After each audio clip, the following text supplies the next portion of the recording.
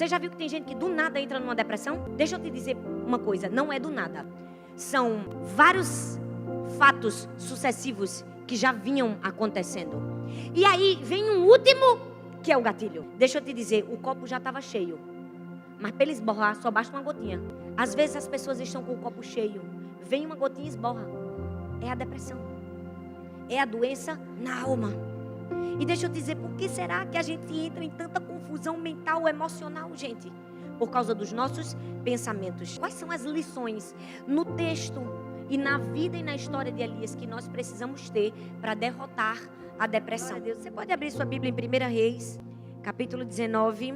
E Acabe fez saber a Jezabel tudo quanto Elias havia feito, e como totalmente matara todos os profetas à espada. Então Jezabel mandou um mensageiro a Elias a dizer-lhe: assim me façam os deuses e outros tantos, se de certo amanhã a essas horas não puser a tua vida como a um deles. O que vendo ele se levantou e para escapar com vida se foi e veio a Berseba, que é de Judá, e deixou ali o seu moço. Ele se foi ao deserto a caminho de um dia e veio, se assentou debaixo de um zimbro e pediu em seu ânimo a morte. E disse: já basta, Senhor. Agora toma a minha vida, pois não sou melhor do que os meus pais. E deitou-se e dormiu debaixo de um zimbro. E eis que então um anjo o tocou e lhe disse: levanta-te, come. E olhou, e eis que à sua cabeceira estava um pão cozido sobre brasas e uma botija de água.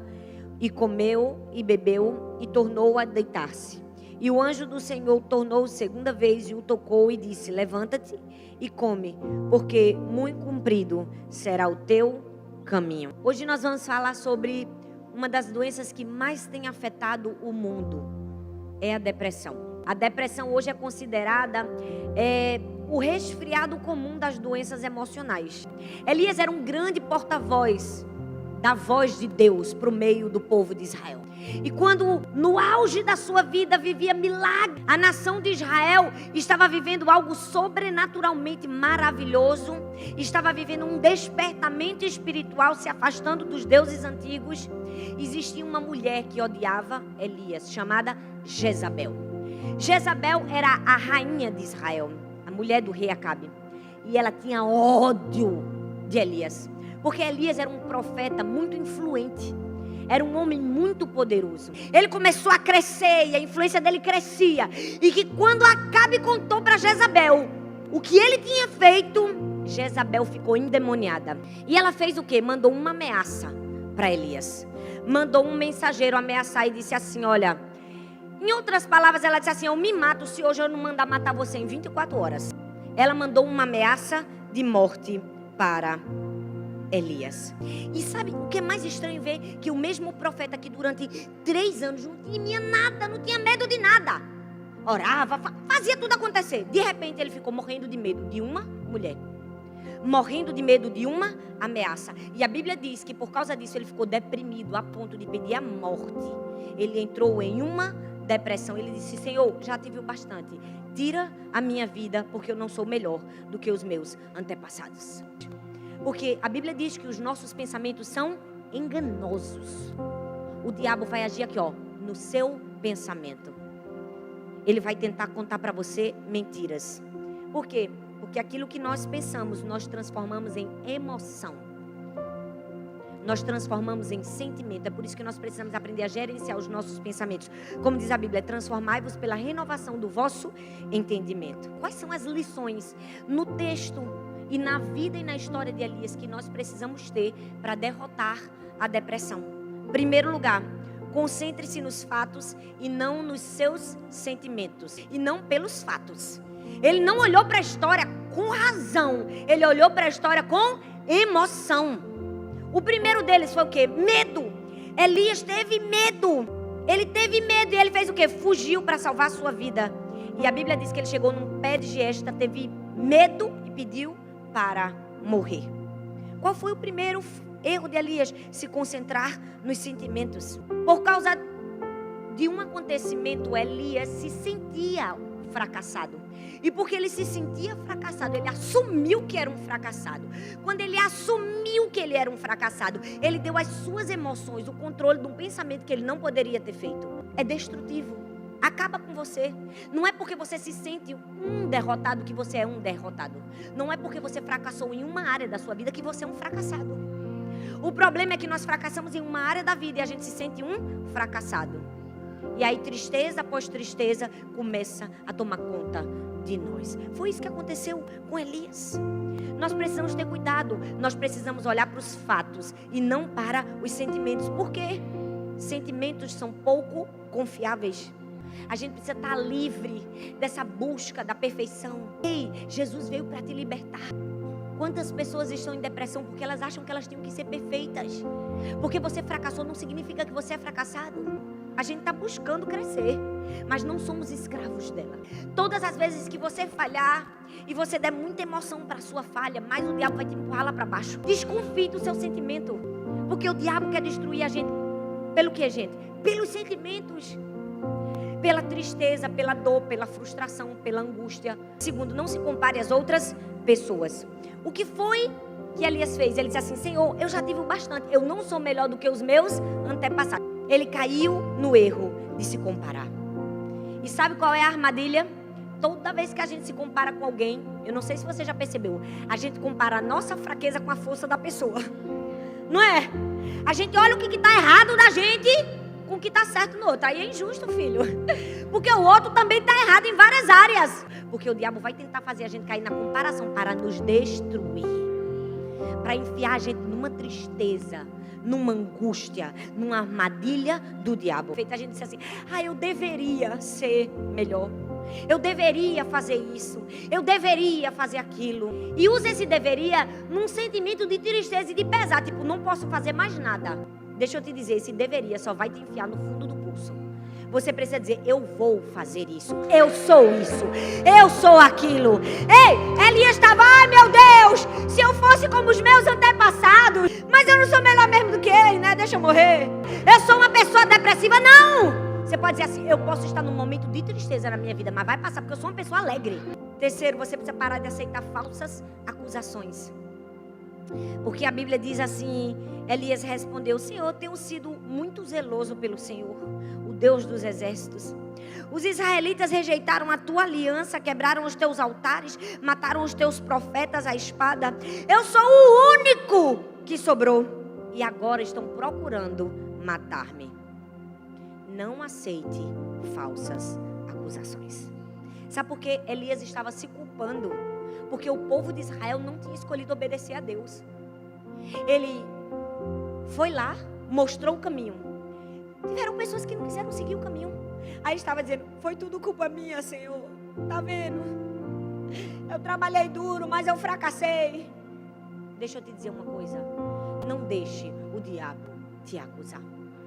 Sabe por quê, gente? Porque Elias se culpou por toda a nação de Israel. E quando a gente aceita falsas acusações, a gente vai cair na depressão. A gente vai cair na tristeza.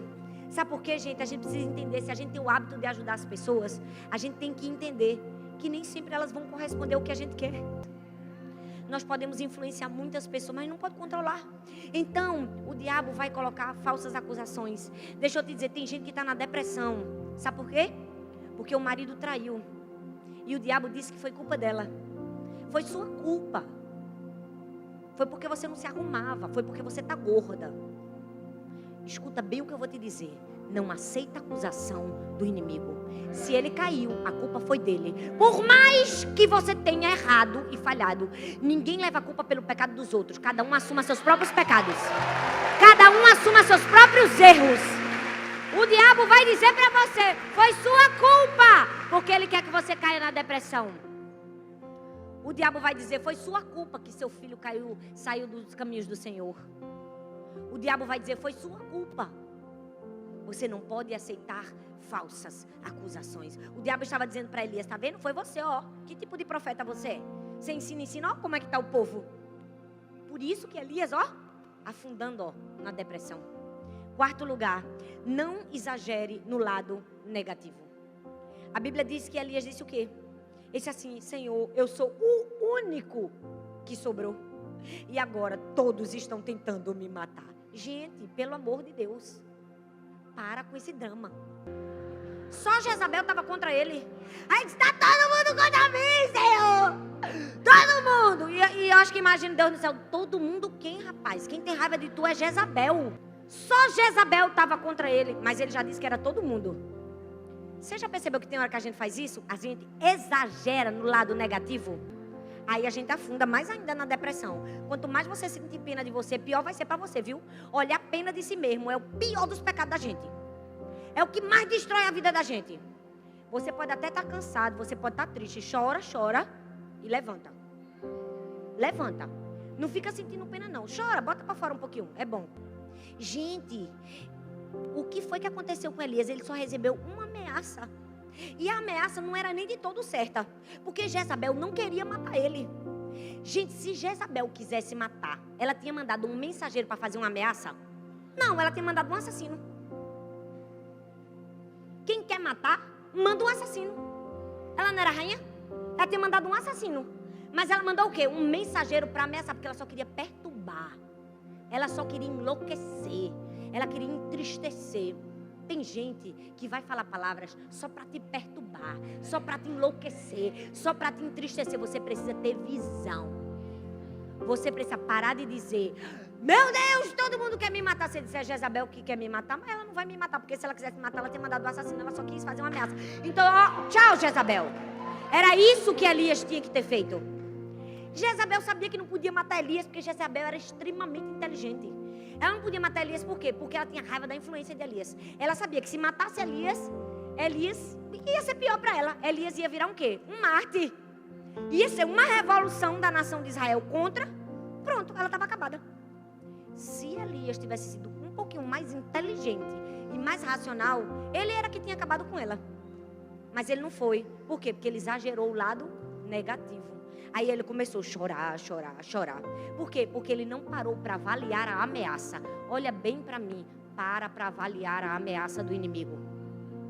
Quando o diabo falar o que vai fazer contra você, respira fundo, não dá vazão à sua emoção e avalia bem até onde ele pode ir. Você tem que dizer: rapaz, peraí, vamos pensar direitinho. O diabo pode me matar? Pode? Pode nada? Ele só faz isso com a autorização de Deus. Se Deus não deu autorização, pronto. Para que eu vou me matar? Para que eu vou me descabelar? Ei, sua vida está na mão de Deus? Tá? Porque a minha vida tá. Não tinha todo mundo contra Elias. Era só Jezabel. Não era ele o único sobrevivente. Tinha mais 7.000 que não se curvaram. Não exagera o lado negativo não, gente. Tem gente que passa por uma provinha, já está morrendo. O que foi que Deus fez? Mandou um anjo, catucou ele e disse assim: levanta e come, porque você vai ter uma viagem longa. O que é que ele estava dizendo? Cuide de você. Coma, se alimente, descanse, durma. Muitos de nós podemos estar numa depressão porque não está se cuidando. Porque não dorme, acha que tem que controlar a vida, que tem que mandar tudo, resolve os problemas de toda a humanidade. Você já viu que tem sempre um membro da família que diz: sou tudo eu nessa casa, meu Deus. Eu tenho que resolver os problemas de papai, de mamãe, de vovó, de tio, de prima, Não tem que ser você. Você foi feito para resolver os seus problemas e ajudar os outros nos problemas deles. Não para assumir os problemas de todas as pessoas para você. Talvez você está em depressão por causa disso. Porque você não dorme, você não come direito, se alimenta mal. Aí toda vez na hora do almoço faz igual o pastor João. Qual foi a solução inicial de Deus para a depressão? Descanso. Às vezes uma noite de sono vai fazer muito bem a você. Gente, cuide de você. Se você não cuidar, ninguém vai cuidar. O que foi que Deus fez com Elias? Ele condenou Elias. Ele disse: o que é que tu está fazendo no deserto? Tu é frouxo, Elias. Foi isso que Deus fez? Deus condenou Elias? Ele poderia muito bem ter dito: rapaz, tu é um profeta, tu ficasse com medo de uma Jezabel. Ele não fez nada. Ele disse assim: Elias, dorme e come. Tu estás fraco. Cuide de suas necessidades físicas. Deus promoveu restauração física para Elias. Segundo, entregue suas frustrações para Deus. Durma, coma, cuide de você, saia, passeie, toma um sorvete, se permita. E depois, conta suas frustrações para Deus. Foi que Elias disse: Elias começou a falar. Ele disse assim: Senhor, eu tenho sido muito zeloso, Senhor. Eu estou fazendo tudo, ó. Tá vendo, ó? Os israelitas rejeitaram tua aliança, ó. Mudaram os profetas. Ah, meu Deus do céu, só eu sobrei. E Deus deixou ele falar essas besteiras. Porque Deus deixa a gente falar besteira. Deixa ou não deixa, gente? Deixa. Deus deixa porque Ele é nosso Pai. Quantas vezes a gente deixa os filhos falar besteira? Não é? Elias botou, ele disse assim: tô mal, Deus. Tá tudo errado. Deus permitiu que Elias desabafasse. Ele não ficou chocado com as reclamações de Elias. Ele disse: fale, Elias. Eu estou aqui para lhe ouvir. Quando você estiver angustiado, fale para Deus. Você não vai deixar Deus chocado. Deus conhece você e sabe do futuro. Nada pega Deus de surpresa. Pode falar. Tem gente que não fala porque diz: eu vou decepcionar Deus. A gente não decepciona Deus. Decepção acontece quando uma pessoa espera uma coisa e acontece outra. Não tem como Deus esperar uma coisa e acontecer outra. Ele sabe de tudo. Ele já sabe o que você vai responder. Você nunca vai decepcionar Deus. Ele já sabe a sua resposta. Então fala. O que é que Elias fez? Fez a limpa. Elias estava com o quê, gente? Se você ler os textos, você vai ver, ele estava com medo, ele estava ressentido, ele estava com baixa autoestima, ele estava se sentindo culpado, ele estava irado, sozinho e preocupado. Todos esses sentimentos estavam rondando a vida de Elias. E o Senhor permitiu que simplesmente ele falasse. Mas sabe qual é o nosso maior erro? A gente desabafa para todo mundo, menos para Deus. O versículo 11 diz que Deus deu uma ordem a Elias. Disse assim: saia e fique no monte, na presença do Senhor, pois o Senhor vai passar. Deus disse assim para Elias: vai para o monte, o Senhor vai passar. E o que foi que aconteceu? Em primeiro lugar, veio o quê? Um vento muito forte, a Bíblia diz. Separou os montes, despedaçou as pedras.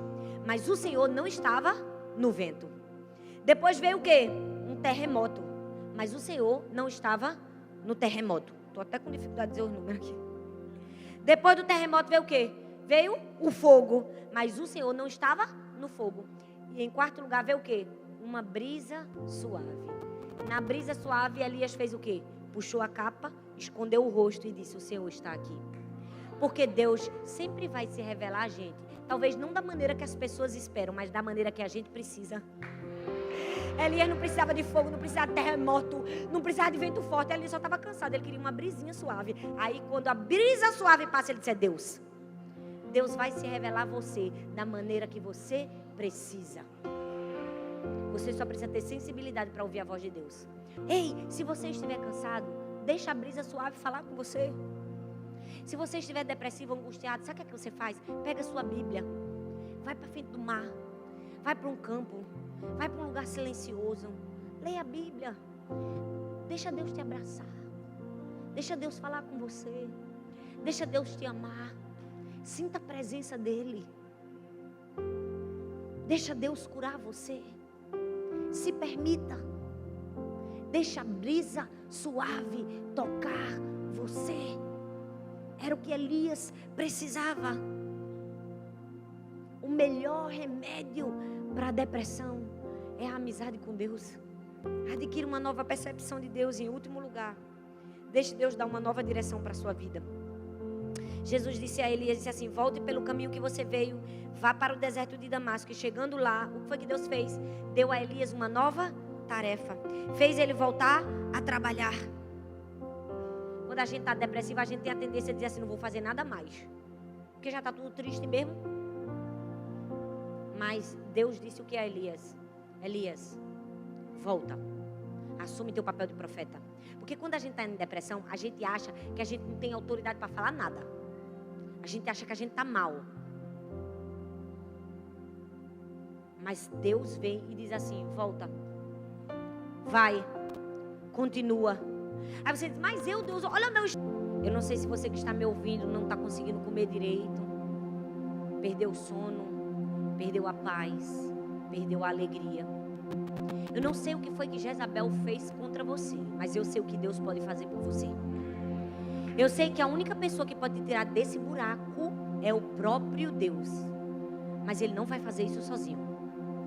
Não. Ele vai fazer isso com você.